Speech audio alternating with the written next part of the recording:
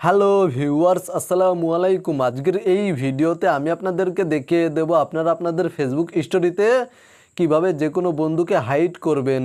মানে আপনারা আপনাদের ফেসবুক স্টোরিতে যেই বন্ধুকে হাইড করে রাখবেন সেই বন্ধু আপনাদের ফেসবুক স্টোরি দেখতে পাবে না, এমনকি জানতেও পারবে না আপনি ফেসবুকে কোনো স্টোরি শেয়ার করেছেন।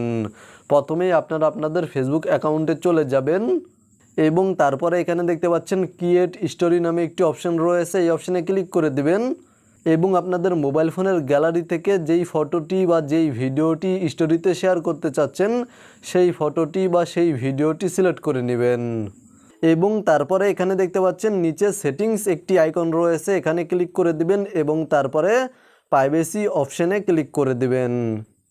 দেন এখানে দেখতে পাচ্ছেন পাবলিক অপশানটি সিলেক্ট করা রয়েছে। আপনাদের যদি পাবলিক অপশানটি সিলেক্ট করা থাকে তাহলে এখান থেকে ফ্রেন্ডস অপশানটি সিলেক্ট করে দিবেন, তারপরে সেভ অপশানে ক্লিক করে দিবেন এবং এখানে দেখতে পাচ্ছেন হাইড স্টোরি ফ্রম এই অপশানে ক্লিক করে দিবেন।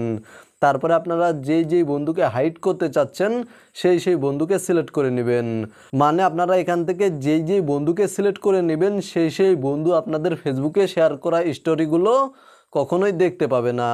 জাস্ট এখান থেকে আপনারা আপনাদের বন্ধুদেরকে সিলেক্ট করে নেওয়ার পরে এখান থেকে ব্যাক করে দিবেন, তাহলে আপনাদের সামনে এই ধরনের একটি ইন্টারফেস শো করবে। এখানে দেখতে পাচ্ছেন অ্যাকাউন্টগুলোর নাম শো করছে, যেই অ্যাকাউন্টগুলোকে হাইড করবেন সেই অ্যাকাউন্টগুলোর নাম শো করবে।